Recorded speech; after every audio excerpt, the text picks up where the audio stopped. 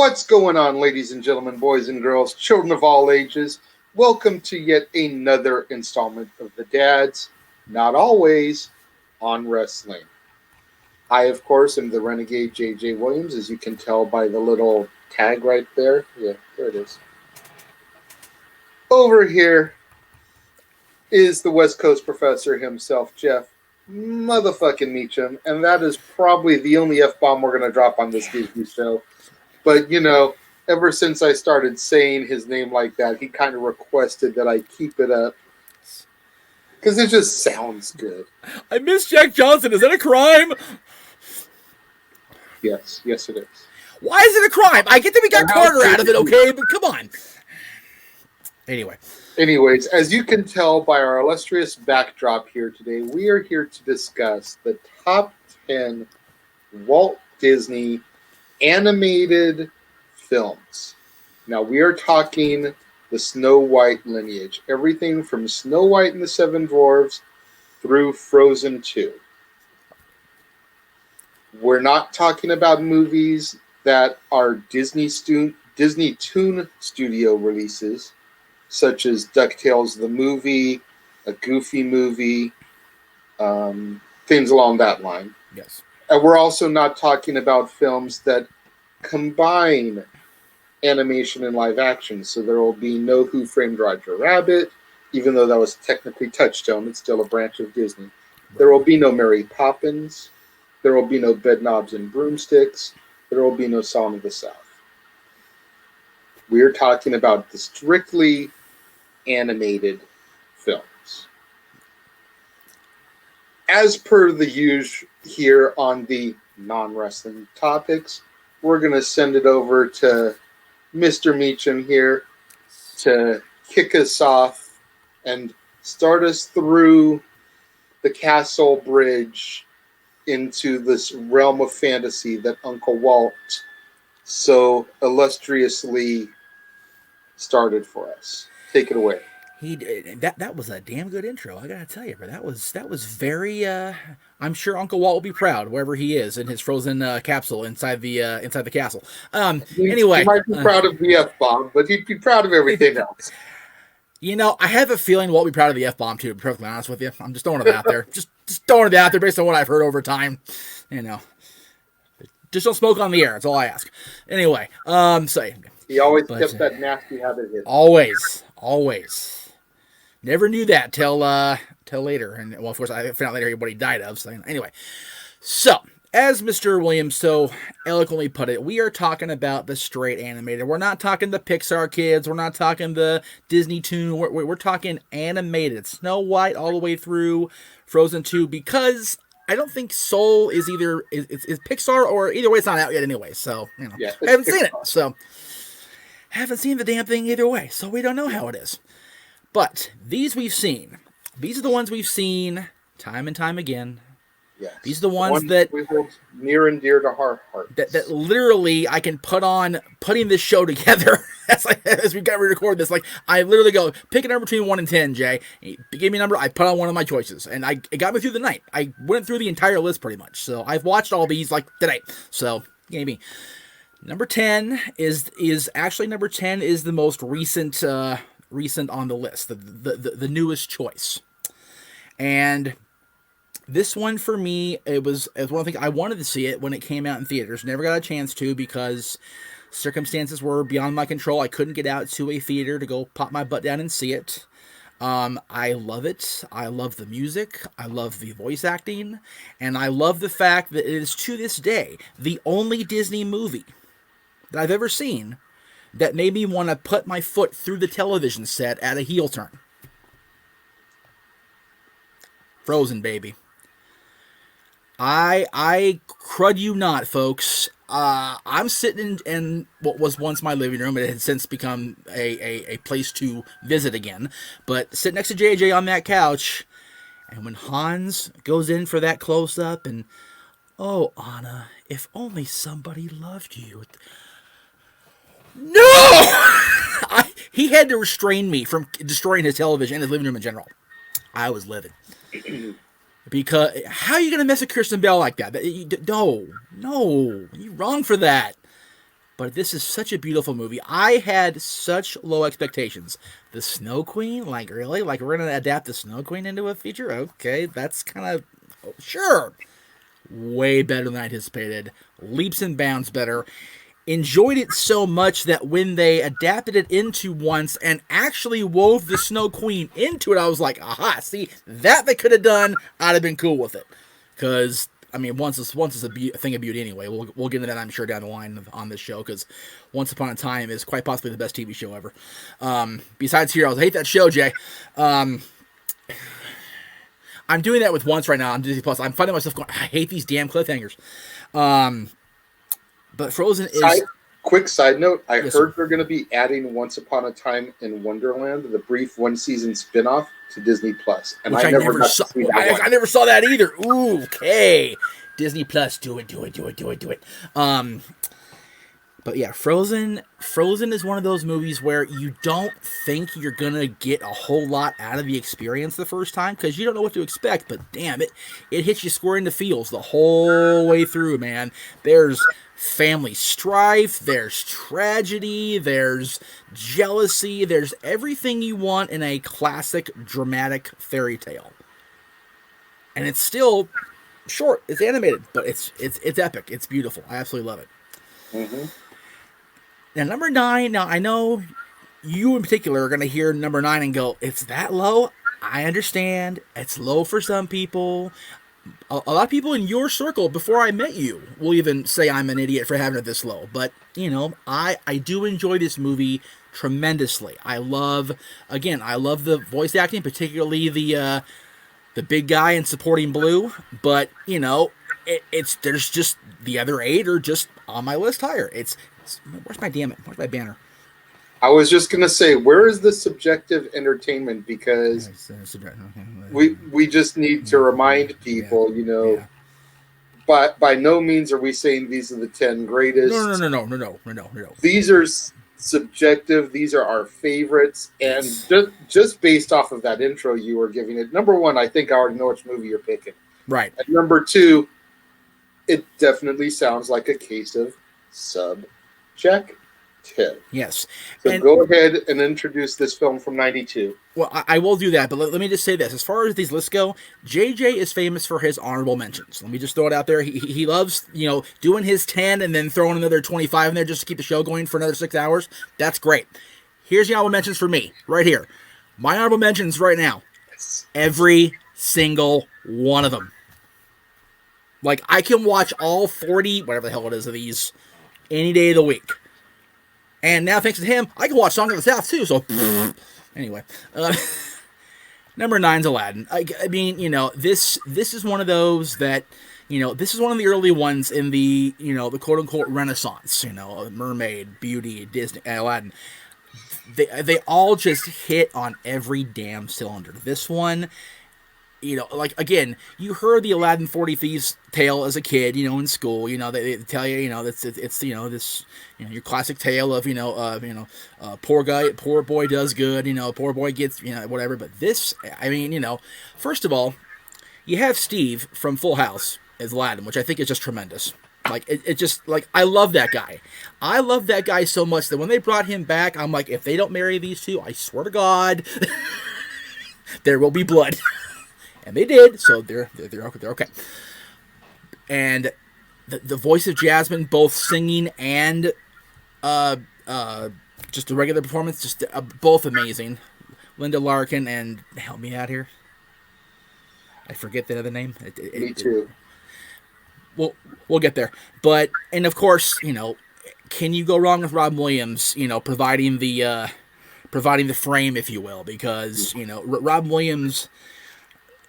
I've said this on everything I ever talk about Rob Williams. He is the comedic genius of our time. He could do anything comedy wise, and yet every once in a while he'll throw that dramatic thing at you. You go, damn, Robin, that was powerful shit.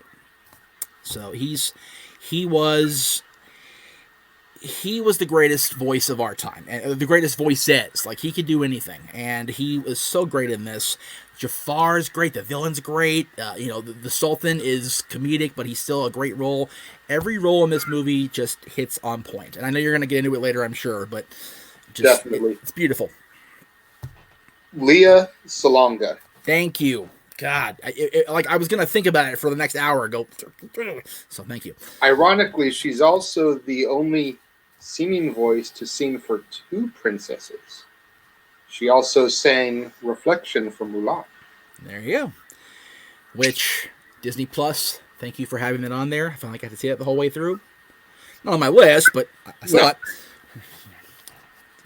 All right, number 8. I wish he wasn't in school as we tape this, because only one voice in my family can do this movie title justice. But I will do my best to tribute the boy. Number 8 is a movie where we go the second star to the right, straight on until morning. P-Pan! Okay, there we go. All right, I'm good. All right. I swear to God, Jay. Okay. Number 1 on my list is number 8 for is what Peter Pan is for Dylan. Like, anytime the boy was conscious, Peter Pan was on. And I remember. I know you remember. You remember. I didn't realize how... Back before you actually were even living with us, when you guys were still coming down just for visits. Right. And the boy could not watch this movie... He could not go to bed without watching this movie. No, terrible, right? That's what I'm trying to say. Strike that, reverse it. No. And it was so bad that I tried to lie to him and tell him we didn't own it. Yeah. And y'all had to bust me out as a liar, being like, yeah, you do. It's right there. Yeah, it's right. That's yeah. Like, you didn't understand what I was trying to do. He was trying to prevent the inevitable. Like, if he didn't think we had it, then he had to just go to bed without it. Right. But no, you made me put the damn movie on, Jeff. I know, I did. But you know what? I didn't realize or remember how good Peter Pan was. Like, you remember growing up, I watched this movie. I watched Hook incessantly. Like, I think if there was another video I would have worn out as watched my number 1, it would have been Hook, because I had at least 2 copies of Hook.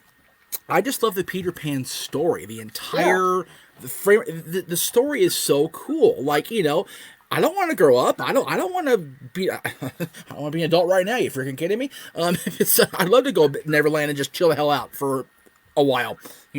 Maybe not Once Upon a Time season 3 version, but otherwise, yeah. I was just going to touch on that though. I like how they twisted it in Once Upon. Yeah, right. Oh. What about the fan theory out there that states that Peter Pan is just an angel? Right. And the reason these kids never grow up is because he's dead. Neverland is heaven. Right. Scary stuff, right? Dylan, what was your favorite Disney movie as a kid? P-Pan! There we go. Very good. Okay, very good. Okay, very good. That's right. We got it in the background. We got it in the background, so it's all good. So, yes, but Peter Pan is one of those movies where, you do get the opportunity to feel like you're in that bubble, that timeless bubble where, anything is possible if you just believe. All it takes is faith, trust, and a little bit of pixie dust. So there you go. Unless you're in season 3 Once Upon a Time, then you need to, get Rumpelstiltskin to whoop that ass. But other than that, we're okay. So anyway... By the way, that mid-season finale, that's powerful stuff. I actually just watched that recently. Whew, powerful. All right, number 7 is the number you gave me last night to start off my marathon of work. It was. And I did cry, like I said I would. There was no doubt in my mind I would cry, because this movie is tear-inducing for anybody, especially once you become a parent. Like, when you're a kid watching this movie, or a young adult not quite into parenthood yet, you don't get it. Yeah, I get it now. I get every bit of it, and it's a mess, and it's dumb.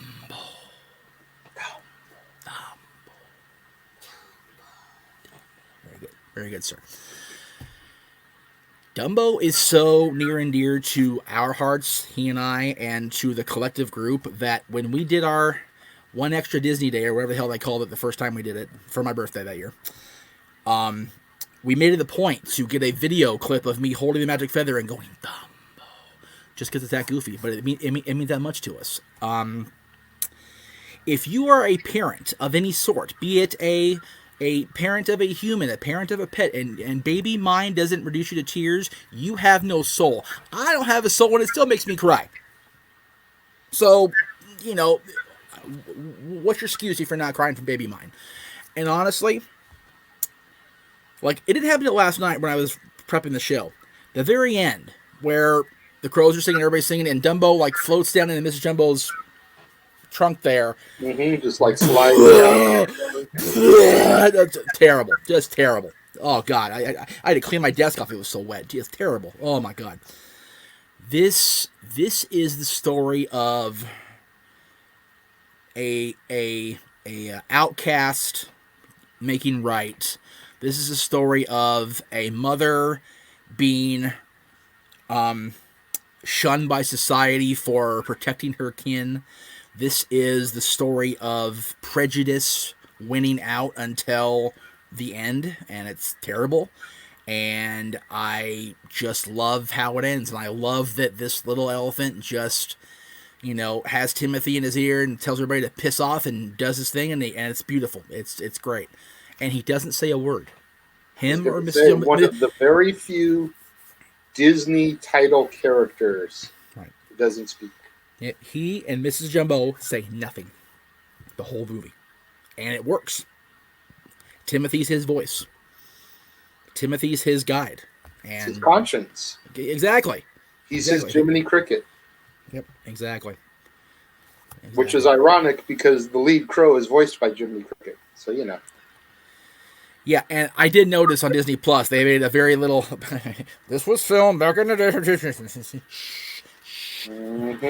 Song of the South can have that too. Anyway, you'll also find that before Fantasia. I know. Which, okay. Side note.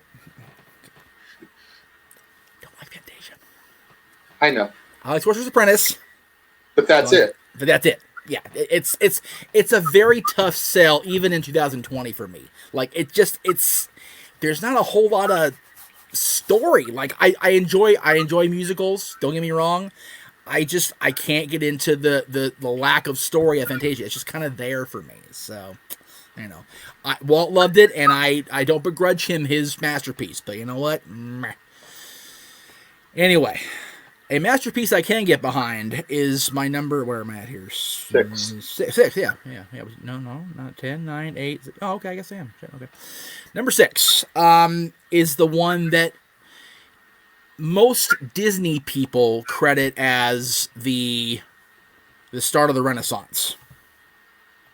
Some people will say Great Mouse Detective. Some people will say the joint project with Amblin over Roger Rabbit, but most people say it's 1989's The Little Mermaid.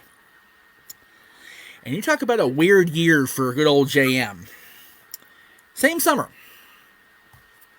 Girly movie about a mermaid who falls in love with a prince. Batman. Tim Burton's Batman. Dark Jack Nicholson's a killer, a clown Batman. Yeah. Like, weird ass Not summer the for a 6-year-old. Adam West's. Oh, no. No. Bang, pow. No. We're talking, you ever dance with the devil in the pale moonlight? Yeah. Dude, 6-year-old Jeff was a very confused little boy going to the movies. Because you had Ariel, who's this beautiful princess who, you know, just wants to be accepted by us. And, you know, come on over to my house. And then you got Batman, who just doesn't like anybody except Vicky Vale, and who Alfred lets in the Batcave because Alfred's an idiot. But yeah, again, the music is great. The story is tremendous. The story is very Disneyfied when you think of the real story. Little Mermaid's dark. Most things are. Right, but I didn't realize. I mean, Little Mermaid's dark, y'all. Like dark, in the Hans Christian's Grimm tale. It's some heavy stuff. But lest people tend to overlook her in reflections nowadays. Pat Carroll as Ursula, she was an amazing villain. Exactly. She was so good in that role that when Fantasmic became a thing, Disney went, Pat. And it wasn't all re-recorded, but the stuff that had to be fit in, it was actually Pat Carroll. Pat's still on the show to this day. So I love it. And as she should be, damn it. You know, God bless that poor frickin' Ursula float. Just couldn't stay afloat. But, all right. I have to throw this out there because yes, by all means. It's the subject of much debate on the internet.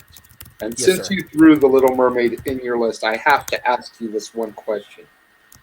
Who is the real queen of the sea? Ariel or Moana? Oh, jeez. You know, I haven't seen Moana enough to really make a fair assessment. I'll be straight up with you guys right now. I still haven't finished that damn movie. Like, You're fired from your own channel. No, but here's the thing. I made a solid effort. I went to this boy's school to support the PTA and go see the movie and do the darn thing. And my dad and I walked out halfway through because during that little dialogue where they're talking like this to each other on the boat, I got kids everywhere. And dad and I are like, bye. And I just haven't had, the opportunity to, because honestly, building an empire is a lot of work. I didn't realize this until I started doing this year, but now I see why Aaron's so tired all the time, so busy. It's building an empire sucks. So there will be a day, and it will be soon, that I will see Moana the whole way through. However, the memory of Triple H and Stephanie lip syncing it will live forever, and that's okay for now. If you haven't seen that, by the way, Jimmy Fallon YouTube, Triple H and Stephanie lip sync Moana. Please research it, look it up, and make sure you're wearing a diaper because you will pee your damn pants. I promise. If for nothing else, then for the New Day's reaction to the singing. That's just the best part. Anyway, back away from wrestling. The Little Mermaid is so beautiful. Jodie Benson is a sweetheart of a person. She's a great lady. I love everybody on the cast. Buddy Hackett. Who would have thought Buddy Hackett would have a role in a Disney movie animated style? But it works. Buddy's so funny in this. It's Scuttle. And God, Sebastian. It's tremendous. It's ridiculous. I don't think that's very appropriate what you just sent me. I think you just need to stop right now. Now, I'm leaving that in, by the way. You're wrong for that. You're wrong, but you're not wrong. I get you. Okay. I know I'm not wrong. Yeah, I know. Like I said, I haven't seen it the whole way through. The question yeah.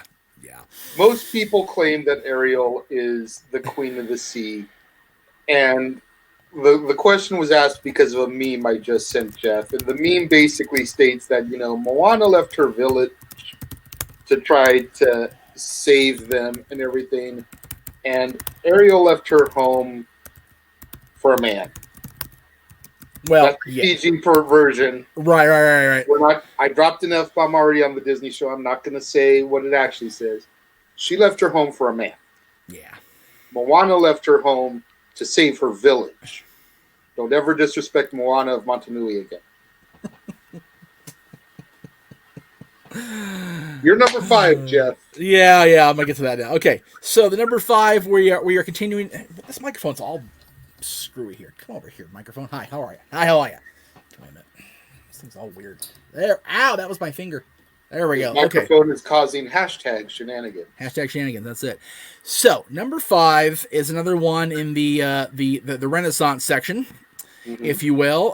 It's another one of those that is just a masterpiece on its own, and I just absolutely adore this movie. And I can put this one on over and over. I can even put on the live action remake on over and over. It's that good. I love both versions.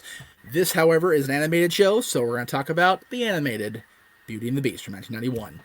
And yeah, right, exactly. Just a thing of beauty. And I like what you did there. Yeah, thank you. you and I had the pleasure of meeting Paige O'Hara at my first and only to this day D23. She's like this big. she's adorable, and she can still sing like that. It's ridiculous. Like she just, like I want her to like be the soundtrack of my life. Like she just like she's so uplifting. I heard her sing When You Wish Upon a Star, and I was a puddle. It's just a mess. Like that should not be allowed to reduce me to that amount of tears by one song. But damn it, it's the Disney song. It is. It's the Disney song, and I love Disney so much, and having that song sang with that voice was overwhelming for me. I'm not gonna lie. I get it.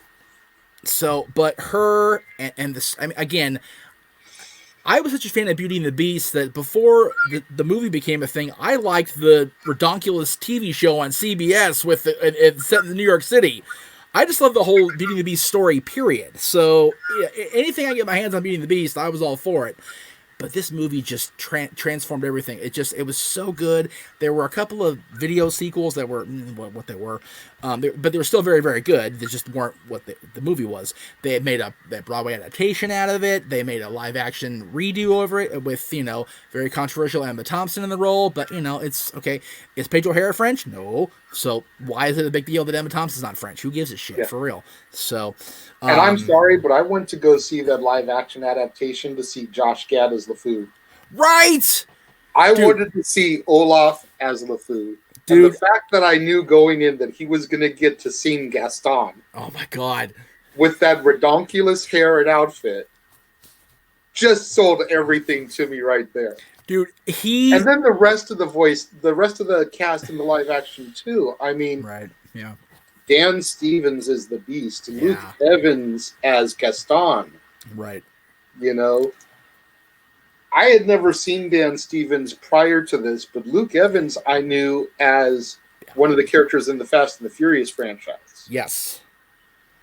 I had no idea he could sing his ass off like that. Dude, I'll tell you right now, he and Josh were one of the saving graces of that cockulous Disney sing-along family thing on ABC. Oh, God. Beautiful. And he just has the look of Gaston. Like when he does. You see asshole. Oh, yeah. Very much so. That's why he's a bad guy in the Fast franchise. Right. You just see heel. Right. So he was perfect for Gaston. Yes. And then Josh Gad, I dare, and I will die on this particular hill. Okay, cue the part of the show where Jeff dies on the hill. Josh Gad doing the mob song is better than the animated mob song. Absolutely. I said what I said. Absolutely. Just that one line. There's a beast running wild, there's no question, but I fear the wrong monster's release. I'm like, oh, dude, that's the moment where LeFou went, I'm kind of good now. Kind of over it. LeFou has his face turn at that moment and realizes that he's with the wrong person. Yeah, he is marching on the wrong side of this fence. It's like, oh, man. So when it happens in the movie, it's like, yes! See, because you want to like Josh Gad as LeFou. I know. Yeah, he's a minor villain next to Gaston originally. It's Olaf. He likes warm hugs. Like you want to love him as that character. So when he has that moment, as LeFou does in the story, you're like, yes, I can like you again.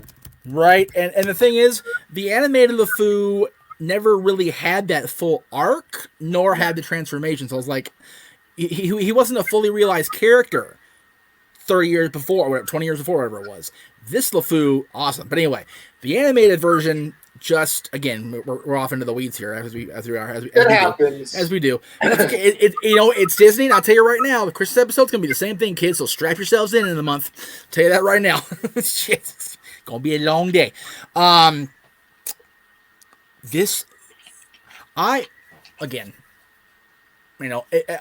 mean, it's apparent by their placement on the list, if you will. I don't know if they count Lion King as part of the Renaissance. They do. Okay, then my statement's bullshit. I was gonna say In that. Disney lore, the Renaissance goes from 89 Little Mermaid to 99, which I believe was Tarzan. Tarzan, yeah, maybe 97 for Tarzan. Anyway, Maybe. There was something 99 though. Like 89 to 99 is the Renaissance, I believe. okay, well then let me alter my statement here momentarily. This is the best female lead centric of the Renaissance movies. Yeah, Tarzan was 99. Okay, yeah, this is by far the best of the female lead as far as like the main person is a female. This is the best one of those of the Renaissance. Beauty and the Beast is if they were calling things a masterpiece in 1991, Beauty and the Beast is definitely that. Absolutely. It's a beautiful friggin' movie. The animation is classic. You've got arguably the best supporting cast of that period in a movie. I mean, Angela Lansbury, Jerry Orbach. Oh, I got it right. Yay me. David Ogden Stiers. Just a great supporting cast all throughout the whole movie, and it plays out beautifully. It's a great flick. I love it to pieces. All right, now that I've talked for 46 hours about one movie, as I do, number 4 is going to surprise people considering how much I gush about this person and her removal from a particular point of Disney park lore, but we'll get there. Number 4 is the one that started it all. If it wasn't for this one, wouldn't be sitting here right now. Snow White and Seven Dwarfs.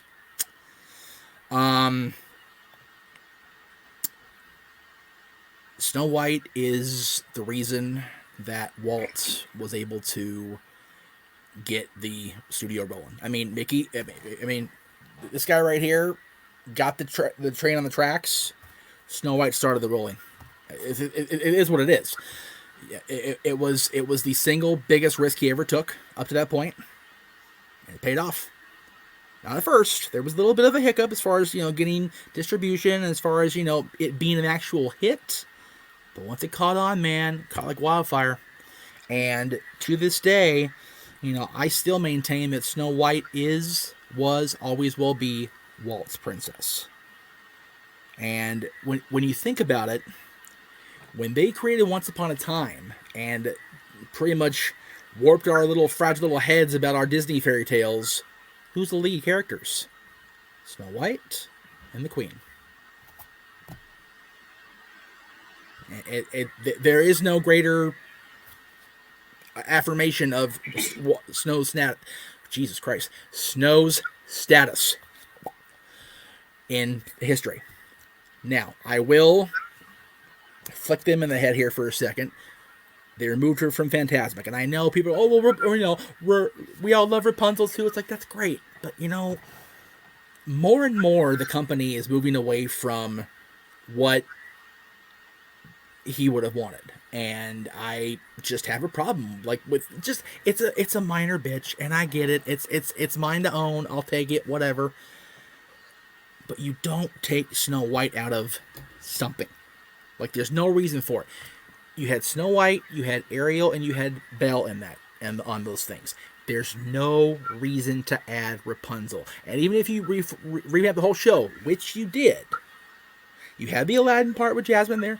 There could have been a very easily woven in there the lantern part with Rapunzel and Flynn without having to take Snow off of her raft. So. Because realistically, they should have used the Davy Crockett canoes for Rapunzel, which would have made it more like the scene in the movie. Yep. Her and Flynn on the boat, the lanterns. And even if there's a moment there where you can't, for safety reasons, have that happen, you've got the water screens, y'all. Yep. The freaking magic mirror exists on the water screens the whole time. Why can't anyway? I would argue, and this is just a small counterpoint to the fact that you said that Snow White was Walt's princess. Mm-hmm. My only counter argument to that: Mm-hmm. whose castle is at the park that he built? I know. I understand that. But I to would be argue fair, that maybe Aurora was Walt's princess because her castle is the centerpiece of the park that he walked, he designed, he started. a fair counterpoint, I will counter your counterpoint. Snow never really had her own castle throughout 99% of that movie. True.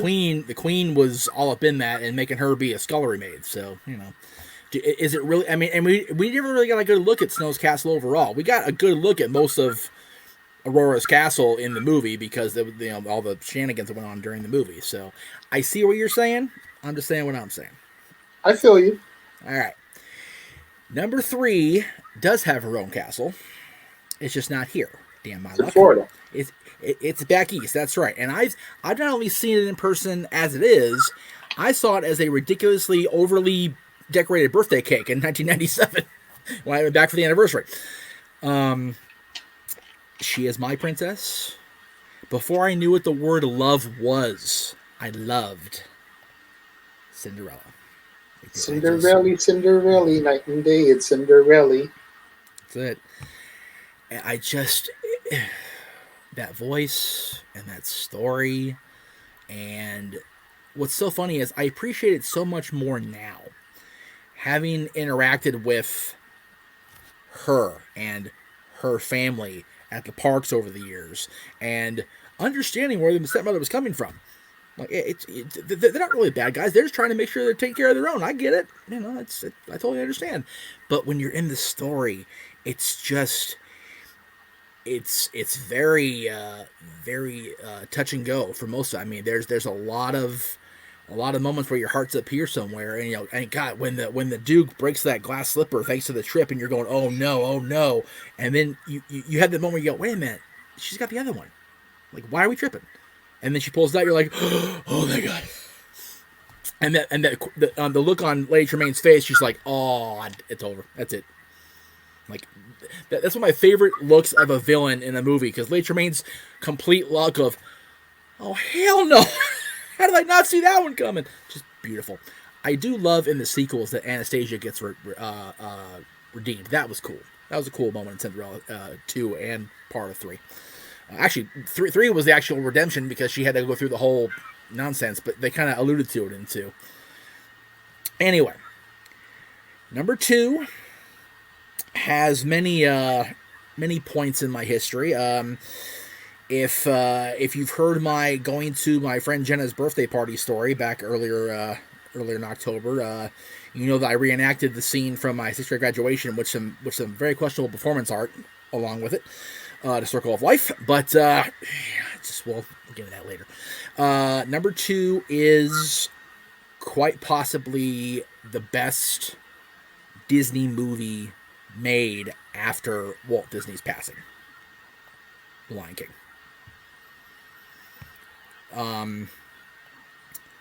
You've got a kick-ass cast, including James Earl Jones, once again as a father figure. You got little Jonathan Taylor Thomas when he was still cutting his teeth on another Disney property down the street. Yeah, Matthew Broderick. You've got Nathan Lane, Ernie. What's Ernie's last name? Help me out there. Sabella, thank you. Sabella, something like that. Ernie Sabella, who, if you're a Saved by the Bell fan, the dad from the summer shows. Come on, man. That guy's like, you would expect him to be a nice guy. He's a royal prick on that show, but he's great as Pumbaa. And God, Jeremy Irons. Oh man, Jeremy Irons committed so much he threw his voice out during Be Prepared. That's how dedicated he got to this. And who stepped in, Jay? Jim Cummings. Jim Cummings, who is not on my list anywhere, which is a crying shame because Jim Cummings is the man. Let me just throw that out there right now. But unfortunately, he's in this. He's Ed. Oh, that's true. He is Ed. Okay, well, there you go. Well, he's not a featured player. How about that? And in my thing, but I think Jim Cummings should have his own special Dad's episode personally. Anyway, don't get me started. It'll be, No, it'll be, Jimmy it'll be, it'll be. Well, no. See, if we do that, it'll be one of these. Take it away. Anyway, yeah, I like Jim Cummings, but this guy, woo. But the Lion King and the music of Elton John, like, holy crap, how can you ask for anything better composition wise than Elton freaking John, man? Like, it just, oh. And what's funny is, you know, Elton kind of, he never really quieted down ever in his life. He still hasn't to this day, but, you know, he was kind of cool off there in the early part of the 90s. Then he did this, and then he did that beautiful remake of Candle in the Wind for Princess Di, and just, man, he had a hell of a 90s. He really did. Yeah. And this movie, I'm crying now, shit. This movie's so beautiful, and just the moment when Simba realizes what's happened, and Mufasa's not coming back, it's just brutal.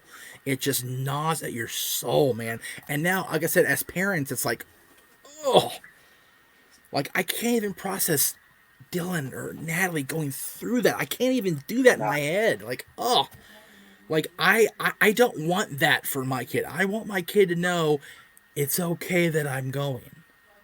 Like, it's okay. Like, and Scar is the best heel in Disney because he's pure. He is nothing less than the ultimate evil. He'd killed his brother and tried to take out his nephew to ascend the throne. He is a bastard. Straight up. He's the worst of the worst, and that's why I love him. Number one, if you've watched me at all in the last, just past 18 years last month, God help us, going on 19 now, you know what my number one Disney thing is, because I've told the story of wearing out 3 different VHS copies. I've told the story of, you know, just being so tickled when they released a Blu-ray so that way I could know it would stay forever protected. And, huh? Forever. And I have digital copy now, so it's not going anywhere. Pinocchio. Oh, my goodness. The little wooden head who just doesn't know what the hell he's doing. That's kind of how I feel a lot of times. Anyway, but man, Pinocchio and Jiminy and Geppetto and just everybody, and just, you know, the only character I really don't like in this movie, like I have no love for at all, is the Pleasure Island guy, the skipper. I forget his name, but I always call him the skipper because he sounds like Alan Dale. Huh? Lampwick. No, not Lampwick. Not the boy. The one that lures the boys to the island. The one that talks to John. Okay. Yeah, I forget his name. I always call him the skipper because he kind of looks like Alan Dale from Gilligan's Island. So, okay. You know, it's a terrible comparison. I love you, skippers. That's not the truth at all. But no, Lampwick I can get behind, but Lampwick scares the shit out of me when he transforms. It's creepy. Like, it's really, really creepy. But I just love this movie so much, Jay. Like, I can't even, like, I mean, you know the story, but I can't even. All these movies just make, and I've talked for 45 friggin' minutes, so I'm sorry. That's all good. But it's Disney. Like, yeah. Before you finish your number one, the fans out there should realize by now, if there is one thing that we are more passionate talking about than you talk about wrestling, it's Disney. It is, and I've said it for years. The only things that have been in my life longer than wrestling are the Kings and Disney. Yeah. And just, I can't not say enough good things, and when they deserve it, bad things about both. Yeah. You know, because I'm that passionate. Like, I want nothing more than, I expect nothing more than the best from both. And exactly. Pinocchio and Lion King and your movies, and just everything about these movies is the best of the best. And there's a reason why these movies are on our list, and why there's going to be another 45 from Jay and probably another 60 for honorable mentions. And that's okay. That's okay. That's what we do on Dads. We talk because we can. It's my network, and he's the co-host. So, take it away, brother. All right. Well, after that long long session from Jeff there. I'm going to try not to go 45 on my own. I really will. My 10 are done a little bit differently than Jeff's. Because when it comes to Disney, you know, as he said, we love all 50 of these movies. So ranking them is probably the hardest thing I've ever had to do. Right? It was harder than the Halloween movies. It was harder than the Christmas movies, which we'll get into in a few weeks. This is quite possibly the hardest thing I had to do. So what do? I go and make it even harder. Yeah. Because I basically broke my top 10 into 2 top 5s. Okay. The bottom half of my top 10, 10 to 6, are basically my 5 sentimental favorites. Mm-hmm. 5 to 1 are the ones that I feel are the critical best. You know, critics are talking about these movies. These 5 are going to be on their top 10. Right. Whereas 10 through 6, probably not going to pop on too many other top 10s. Although one of them did pop up on yours. Yes. And honestly, the last 2 of your the top 2 of your bottom 5, I adore too. So there you go. Yeah.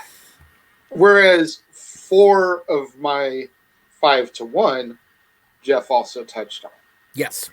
So that just goes to show sentimental, critical. Getting into it, my number 10 film from 2007, the story of a boy and all he wants is a family of his own. Meet the Robinsons. You know, when I first went to go see this movie, I did not know what to expect. I knew I was walking into the latest Disney offer. Right. I knew it would be good because Disney puts out quality stuff for the most part. I would say they've got a pretty good 90% quality ratio. But I wasn't expecting to be blown away by this movie. Right. And from the moment the movie begins with a little boy being left in a basket on an orphanage step,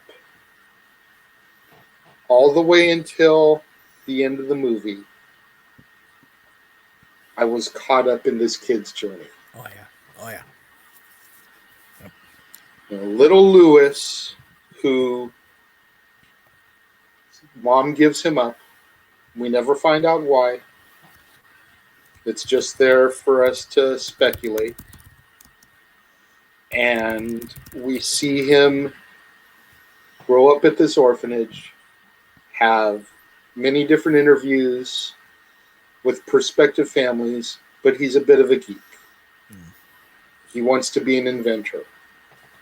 So much so that he keeps his roommate, Mike Yagubian, up all hours of the nights, you know, with him working on his crazy contraptions. And it's not until one day when another boy shows up and whisks him away to show him his future that things really start to come together for Louis. Meets the boy's family. They're ready to adopt him until Wilbur knocks his hat off and blows the big reveal that he's from the past. But that's not the whole story. And then Louis and Wilbur working together to foil the bowler hat guy, who's not even really the main villain. Doris is, the AI. Yeah. And then Wilbur taking him back to the past like he promised. Giving him the opportunity to stop his mom. And he doesn't. Because he realizes that in the future, everything's going to turn out fine for him. Right. And if he ruins that moment of his mom giving him up, then nothing in the future will happen. Right. We learned these laws from Doc Brown. We've learned these laws from Rufus. You know, virtually Don't every mess time with you shit. watch a movie, you don't mess with the past because it'll affect your future. That's it. Even a little bit. Lewis has realized that his future is pretty darn good. And even though he has that opportunity to say something to his mom, he backs off. Yep.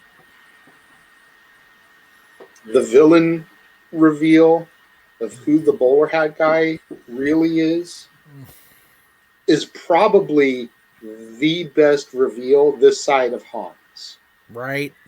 Right. Because it's so unexpected. Yeah. Yep.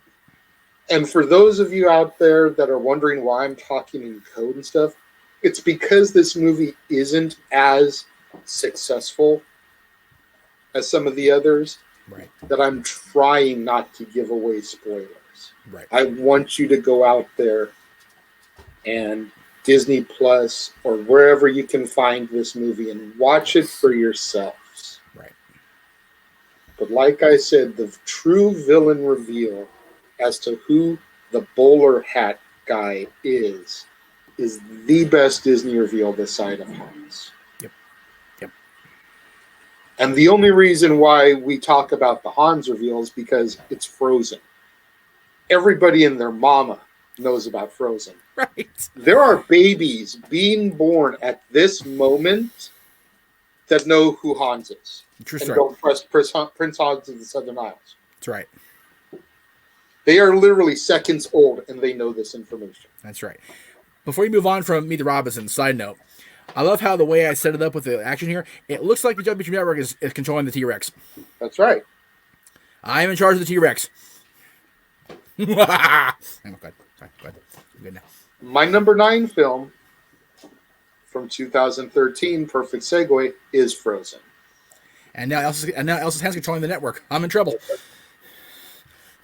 You know, everything that Jeff said earlier is just part of why I love this movie, you know. And I had heard the soundtrack prior to seeing the movie because my daughter had it on repeat.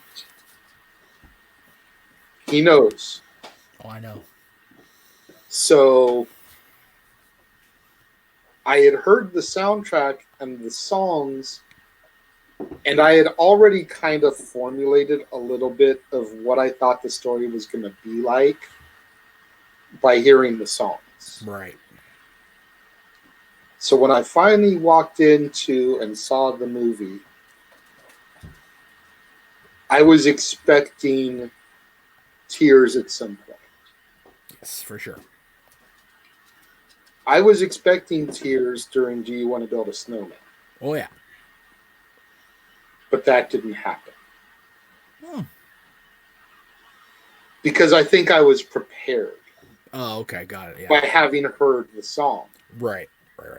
It's got that part where the music gets all dramatic, which is where the parents die on the fifth. Right.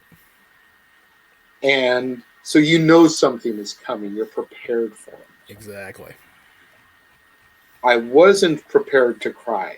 And I may lose my manhood card for this. Don't care. You know what? No. This is going to be the second F-bomb on the Disney show. Don't give a fuck. Hey, there it is. Okay, there you go. I cried during Let It Go. Hell yeah. Oh, yeah. I still do. Still do to this day. Hell yes, absolutely.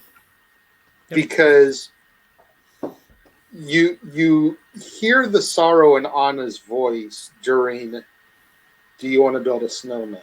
Right. And you can see physically how much it hurts her to be separated. You don't really get that side of Elsa until Let It Go. If you sit back and you really pay attention to the movie from the ice miners singing and basically telling you the entire story of the movie, and they're 2-minute song. All the way up to Anna waking little Elsa and then playing in the ballroom, to her getting hit in the head and going to see the trolls and removing the memories, to the separation and everything, to finally getting their moment together at the coronation and getting to see each other again, to Elsa revealing her magic to the public and being labeled a monster and running off. When she starts singing her song and gets to the "I'm never going back, the past is in the past." Yep. Done. Yep. Because just like the memes and the parodies have said, she's basically saying, F it. Yep. I'm done. Yep. I will just isolate myself, quarantine myself in this little ice mountain that I've built for myself, and I'm done with everybody. She was ahead of the curve. Yeah. They talk about trying to slow down the curve. She was way ahead of it. Yeah. She was 7 years ahead of it. That's it. Y'all crazy. I'm getting the hell out of here. And I don't think people give just that storytelling the credit it deserves when they talk about Frozen. Nope. They don't. There's a lot of problems with a lot of Disney movies. Yeah. Frozen is no exception. No. But I will put that, however many minutes it is, 20, 30 minutes of storytelling, up against any other opening 20 or 30 minutes of a Disney film as arguably the best storytelling they do. I think the only thing possibly more powerful, and it's on this list because it's a Pixar, the opening of Up. See, and Up doesn't get me the way it really, dude. Up wrecks the out of me, man. And Up just owns my existence. In all honesty, I think it's because it was overhyped to me. Okay, but you know what's funny? You say that though. People hyped me up with the whole, if this opening 5-10 minutes, whatever it is, doesn't make you cry, then you have no heart, you have no soul. Right. So I'm sitting there, I'm waiting for something, and I'm like, yeah, I hear you.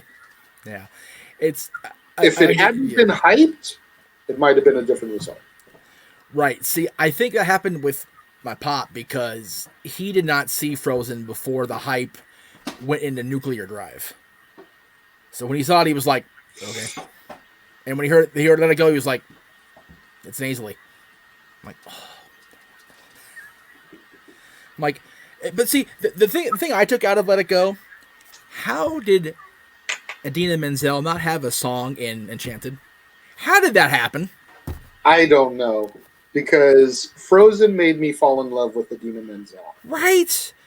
Like, okay, I had seen Idina in Rent. Can't imagine how I had that happen. But then I saw, I heard her singing that, which I knew she was great. But that song is just powerful. And hello, in Enchanted, she's a jilted lover. Who has a more powerful voice than a jilted lover? Hello. Come on, folks. Oh, anyway. I hear you. Oh, it's just frustrating. Anyway, go ahead. Number 8 from me, yes, is the movie that I feel truly kickstarted the Renaissance era. Yes. I understand, by definition, it started with Little Mermaid. Right. I'm willing to concede that for the sake of argument. But in my heart of hearts, this movie from 1988, Oliver and Company, jump-started the Disney Renaissance.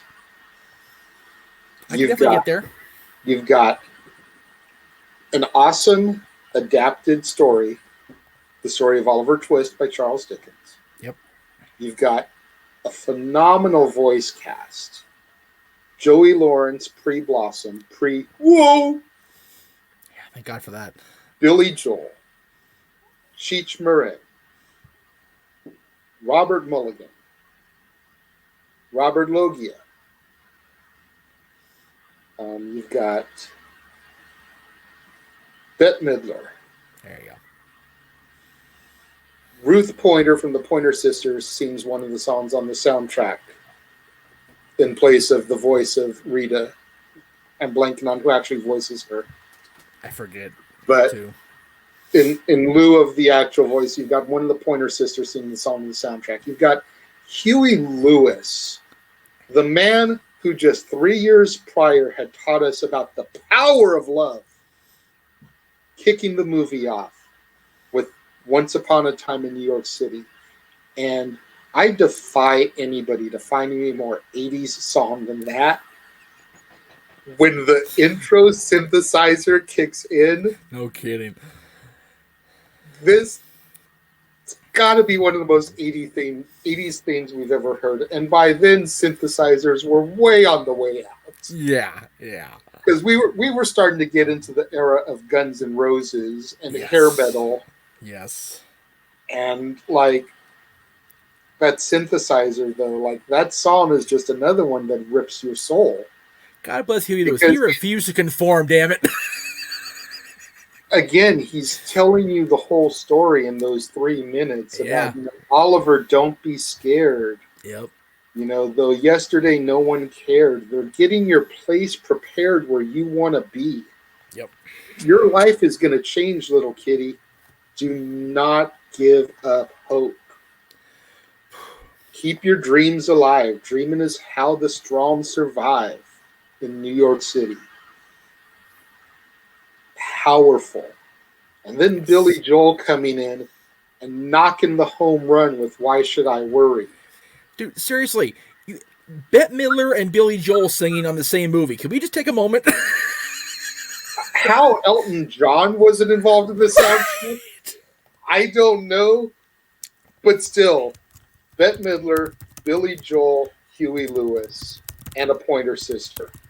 Right? Can you name me a better Disney soundtrack? Like, just and off a more of 80s one.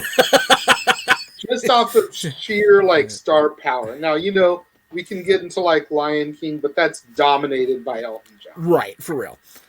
But I'm talking as far as like diversity. Diversity.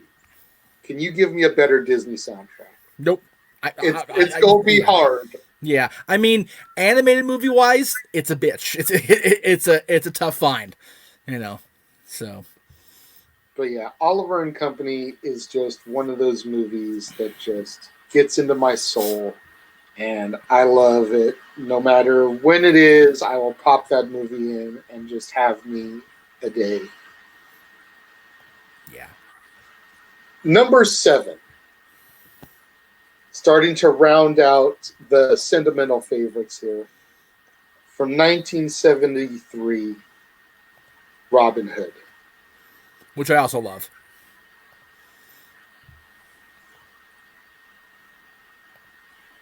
Just throwing that out there. There you go. Love it. Love it. And it's so funny.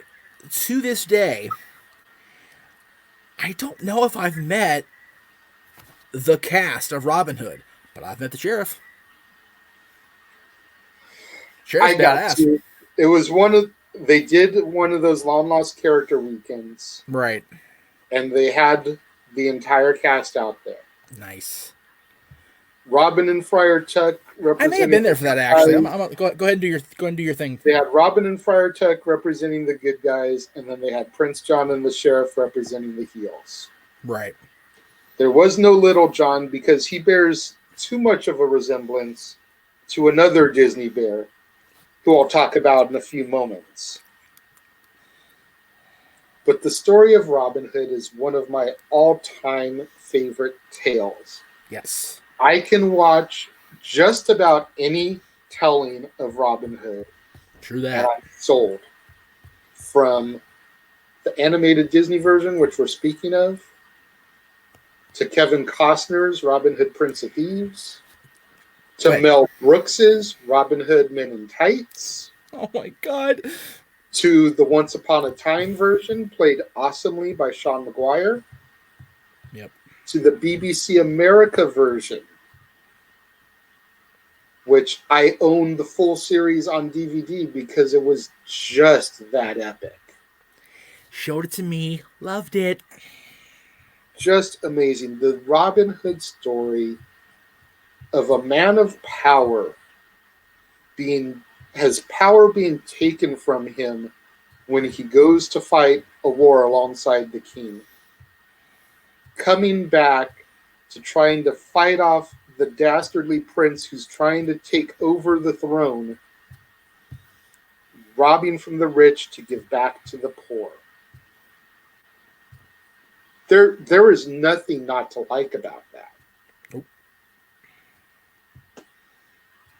And Disney's telling, obviously the first one I was introduced to at a young age, but still Right. always going to be my favorite telling as well. For sure. I could not do a Disney list without Robin Hood, though. Oh, no way. No. Number 6 from 1967. Speaking of that other Disney bear, The Jungle Book. And good old Baloo and the tales of Mowgli, the man cub, lost in the jungle, and all of the characters that he encounters, from Bagheera the panther, King Louie the ape, and the dastardly Shere Khan the tiger. Bastard. What is it with cats? Full disclosure. Yes. I liked The Jungle Book, but it did not become a favorite until Natalie. Yeah, so I was going to say.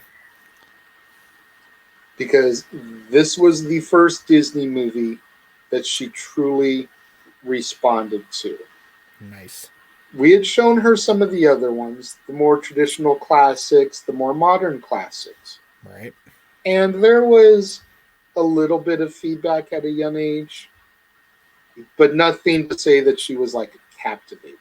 Right. That changed with The Jungle Book. I love it. And to this day, her almost 12 years old, me 4 years old, Oh, come now. Come on. 44 years old, Out of there. Own that shit. I still call her my little britches, and Love she it. still calls me her Papa Bear. So when it comes to sentimental favorites, that is definitely my number one. Hence its placement at number 6, bridging the gap, if you will, Yes. from sentimental to more critical acclaim. Okay. Let me just, before you move on from that, because I was sure I was wrong, and I was. So let me just, nope, I don't, just one. There we go.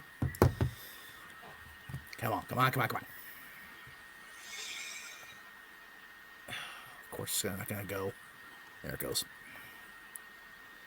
Yeah, I mean, Robin Hood for me, before we move on from it, Robin Hood was one of the early ones. Like, I discovered it on, Wonderful World of Disney, and, when it was on, just in basic reruns, not reruns because it's a movie, but, just, it was on every once in a while on, a random channel. I love the Robin Hood story, too. This was the first Robin Hood I ever saw, just like you. I absolutely love it. And I love the story, and I love that Prince John was just such a wuss, just such a namby-pamby, just They made him such a coward. He did, which I thought was a masterstroke, because in a lot of the Robin tales, he's a dick, like he's really really like chronically evil, but this one not so much. He's just a wussy. Back to Robin Hood, though. The Disney Robin Hood, right, always opened up a question for me that I've never truly had answered. Is Maid Marian a princess? That's a good question. By most tellings, no, she's not. She's just a maid at the castle. Right. But at the very end of Disney's, when Robin and Marian get married, right, King Richard makes the comment of how he now has an outlaw for an in-law, which would imply that Marian is related to Richard. Yeah. So Why a fox would be related to a lion is a whole other story. That's the whole type of, Herman Munster is a Frankenstein, Lily Munster is a vampire, their kid's a werewolf type of mathematics. We're talking Scott Steiner math here. Right? Yeah. But if he's got an outlaw for an in-law, that would mean that Marion's related to him somehow, Which makes him a princess. Yeah, or some sort of royal. Yeah, yeah. So, but yes, apparently I was there with you as well. So there you go. I wasn't sure, but there we go. All right, anyway. Onward. All right. And upward. Up is Pixar. I said upward. Who is onward? I never. Okay, fine, whatever. You go. I got nothing. Number 5 on my list was your number 7. Ah, yes. From 1941.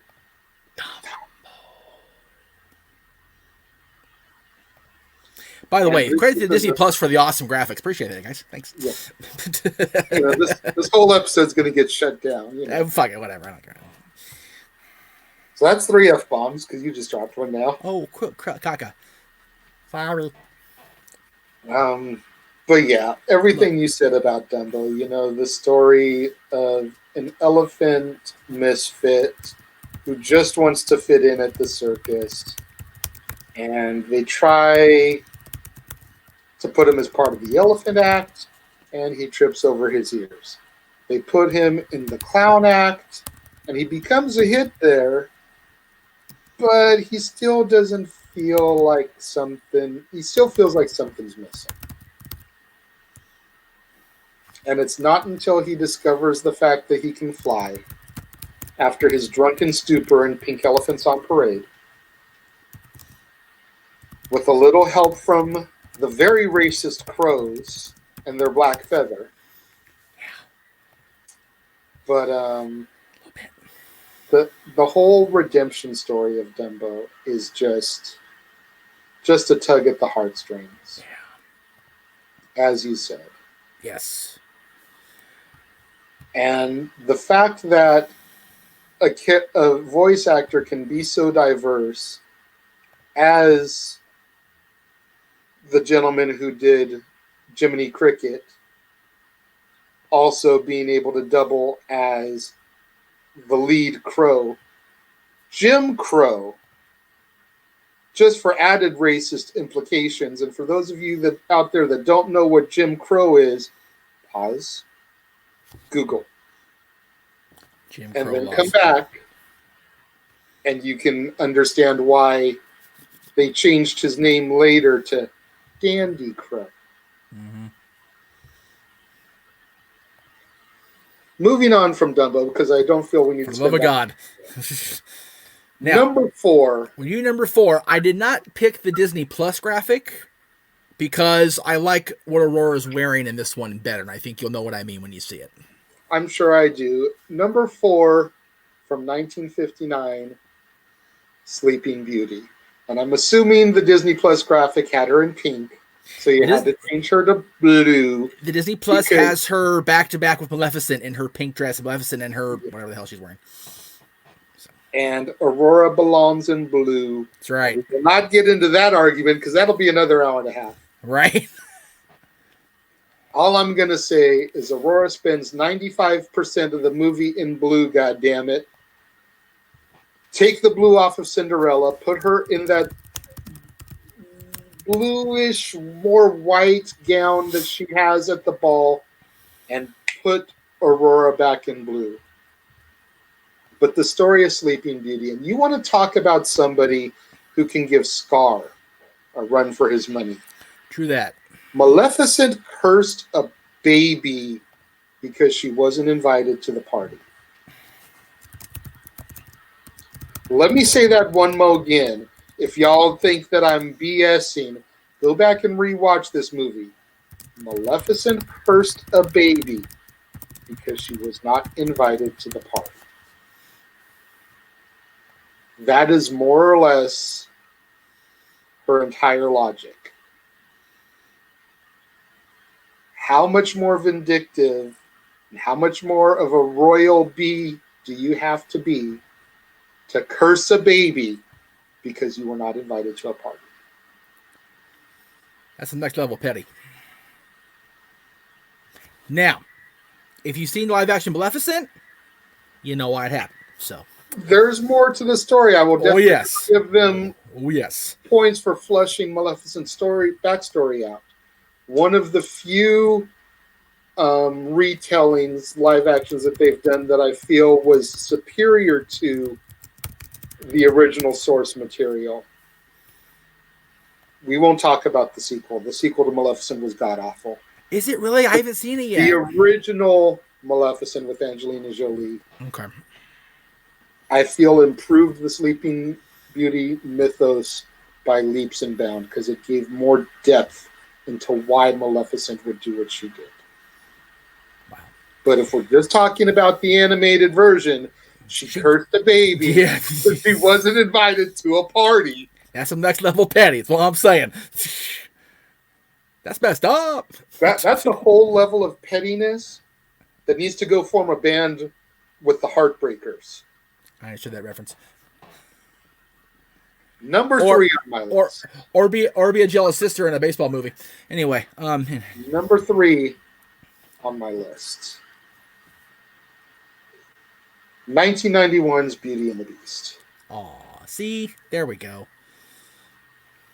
We spoke at lengths about this when it was on your list, so I am not going to go more in depth on it. I will just touch on the fact that you were talking about how you like multiple tellings of Beauty and the Beast, much as how I talked about Robin Hood. Yes. Dare I say it was Once Upon a Time's take on Beauty and the Beast that made me stay with that show for so long. Making Rumpel the Beast in Belle's story. Yes. His temporary redemption when they finally get married, going on their honeymoon, the snaps of his fingers to put them in the classic movie attire, and dancing to the instrumental of Beauty and the Beast on the old school Victrola style record player. Holy crap. Tugged at the heartstrings. Yeah, and spoiler alert, the ending of Once too was just so powerful, and that the bad guys never get their happy ending, but damn it, Rumpel got his, man. And it's just so freaking beautiful that it's just.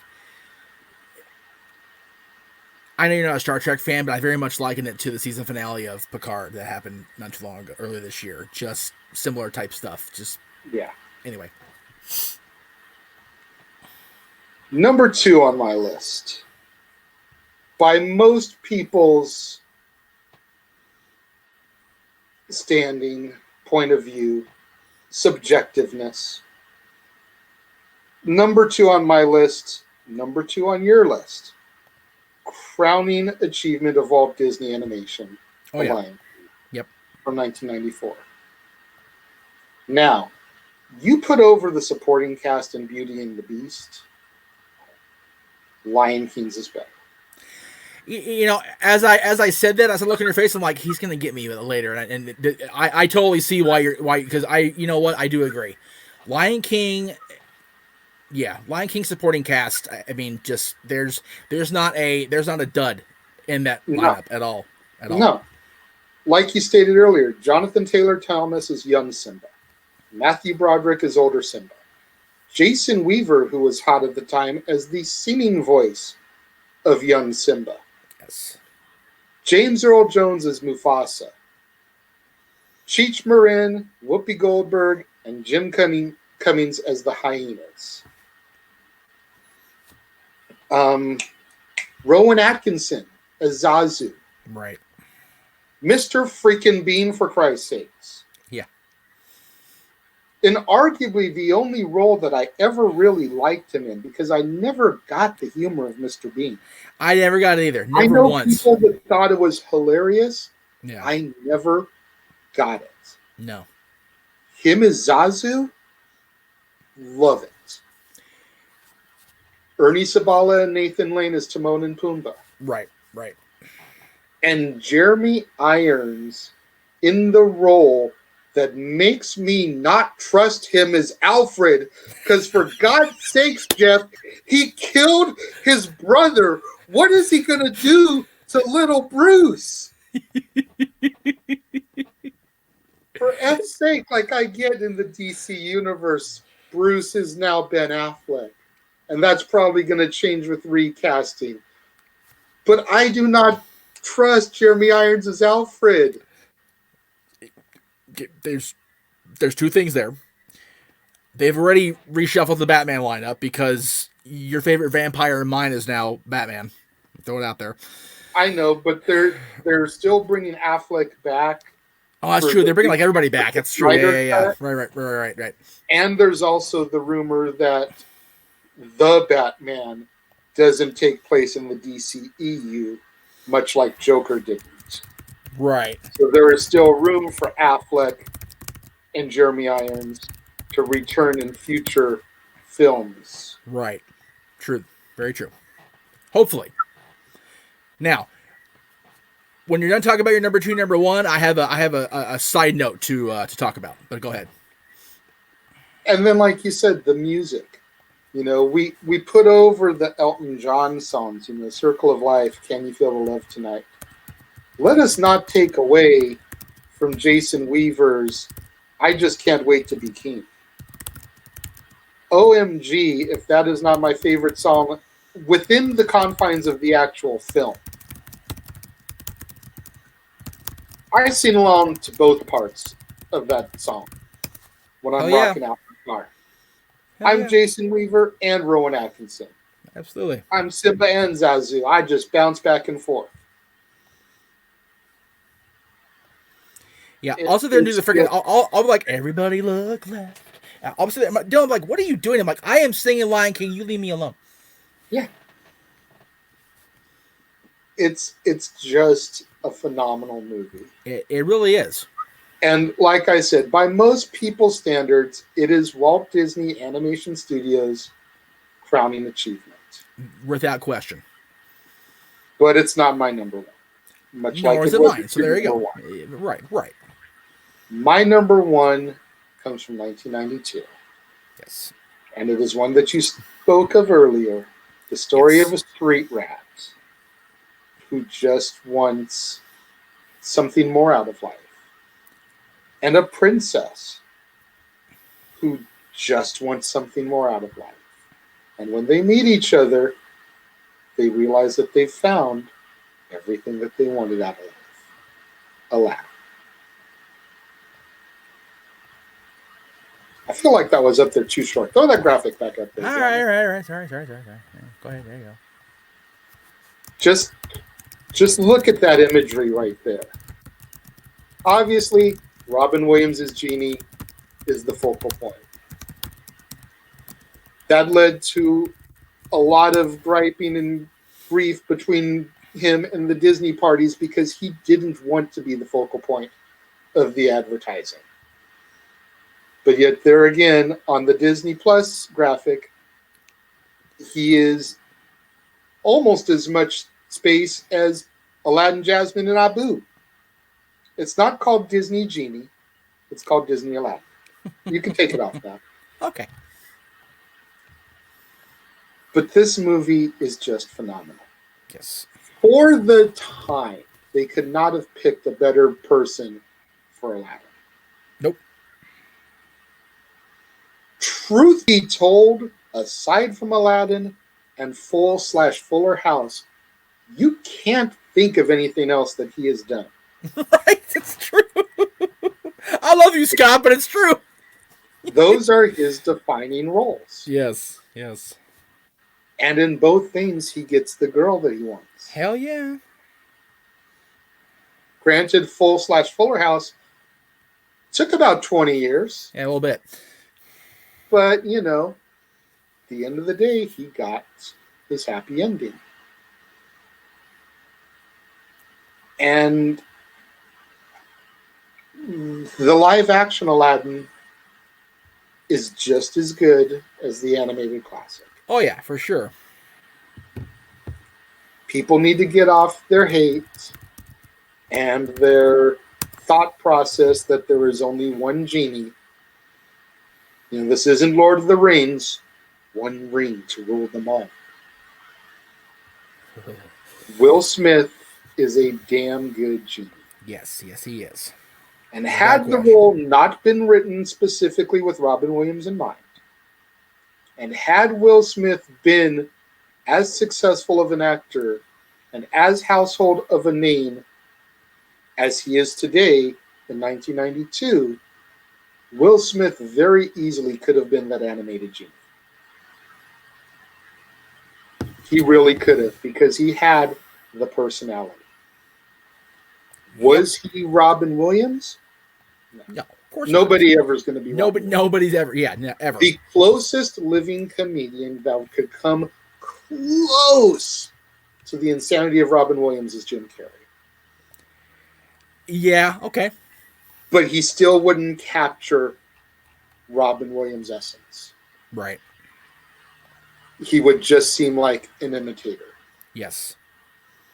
Which is what Will specifically avoided doing. No knock on Jim Carrey.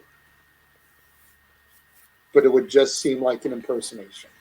Right. But he's the only living comedian I can think of that could come close to the insanity and zaniness that Robin Williams brought to that character. Right. But Will Smith is phenomenal. And I highly recommend people out there that are sitting back on there's only one genie. Put your biases to the side. Grab yourself a soda. Pop some popcorn. Grab some M&Ms. Pop the movie on. And give it a try. Because the addition, if for nothing else, the addition of Speechless for Jasmine steals the freaking movie. Hell yeah. Because think about it, folks. Jasmine is one of the few princesses that does not sing her own song. Yeah, she sings part of A Whole New World. But every other princess has a song that they sing. Except Jasmine. And that's bull. And they rectified that first with the stage show that played at DCA for years. Yes. With the song called To Be Free. Which I think is in the Broadway show now, too, is it not? I'm not sure. Okay. Never seen the Broadway show. I haven't either. And then they took To Be Free, said, I see you, and I raise you. Yep. And Speechless is phenomenal. Hell yeah, it is. Much like Evermore steals the show in the live-action Beauty and the Beast. Yes. Speechless steals the show in Aladdin. My humble opinion. There you go. What are your opinions, folks? What are your top 10 Disney movies? Leave them in the comment box below. Let us know if we missed anything, forgot anything. I will more than be happy to comment back and chit-chat with you on them like I always do. You look like you're trying to say something there. Huh? I am, Eddie. That's okay. I just wanted to say, I know you've seen it on YouTube, but you haven't seen it in person. I saw it in person when it was going on thing. You talk about the voice talents of Gilbert Gottfried in Aladdin and Rowan Atkinson in The Lion King. Do yourselves a solid, kids. Google, YouTube, whatever, The Enchanted Tiki Room under new management from Walt Disney World, and you can send your thank you emails to or tweets to @_Jeff Meacham later, because damn it, it's funnier than hell. Yeah. Just saying. So, did we forget anything? Oh, yeah. Leave your thoughts in the comment box. You know, we could sit here and rattle off honorable mentions, but movies that weren't on my list, that were on your list, are honorable mentions. and vice versa, I believe. There's movies on my list that didn't make your list that you would consider honorable mentions. True that. The only one that I didn't really see on either list that I really want to throw out there and give a little tip of the hat to is Wreck-It Ralph. Right. That's true. Very true. Okay. Wreck-It Ralph, I feel, is so underrated. Yeah. Ralph Breaks the Internet, meh. But Wreck-It Ralph, I feel, was a phenomenal story of a bad guy who's really not bad. To take the words of Jessica Rabbit, he's not bad, he's just animated Just that drawn way. that way. That's it. That's it. He just happened to be the bad guy of a video game. Right. But he wasn't really bad. Wreck-It Ralph, my honorable mention. There you go. Well, we appreciate you all being along for the ride for an hour and a half. Good grief. Coming up in 2 weeks, right here on the Championship Network, we'll be into December. That's And right. if you're a wrestling fan in December, is it really December already, Jeff? It's still November. It's still November. Don't forget, next week, by the way, is the season finale of the NerdQ.com Wrestling Trivia Challenge. Oh yes, it will be. It will be a fun evening for a fun afternoon for all involved, and you guys will see why when you get there. Now, forgive the graphic. I forgot I didn't edit it in advance, but in 2 weeks on this show, the dads, not always in wrestling, will be back to wrestling. Because if you're in December and you're talking professional wrestling, you're talking about Starrcade. The top 10 all-time Starrcade matches as chosen by Mr. Williams and yours truly. So that'll be in 2 weeks. And then in 4 weeks, the graphics are really horrible. I don't want to use that one. Christmas movies. Top 10 Christmas movies. Now, that's probably going to be the number 2 most subjective show we do. I feel like our non-wrestling topics the last couple of shows have been probably the most subjective that there's ever been. I feel you. Movies, Disney movies, Christmas movies. Yeah, because horror movies. Yeah. Remember, I just had that binge of Outside of Michael and Chucky for the first time, so it was a whole experience for me to get through all those. And there's much more meat on that bone for sure. We can probably do one of those every year, right? So, but yeah, another top 10 horror movies. Yeah, Disney and Christmas. It's is there anything more Casa de Teen Studios than Disney and Christmas? I don't think so. So it's Not really. there's not. So it kind of is what it is. So, but we will see you in 2 weeks for Starrcade, and we'll see you in 4 for the Christmas movies, and then we'll be done for the year. I'll be our last show of the first year of the Championship Network. I'll be the last Friday show. Holy moly, that's crazy. Yeah. I thought about that. Anyway, we will see you then. He is JJ Williams. He is the Renegade. I am the West Coast Special Chef Meacham. We will see you next time right here on the Dads, Not Always on Wrestling.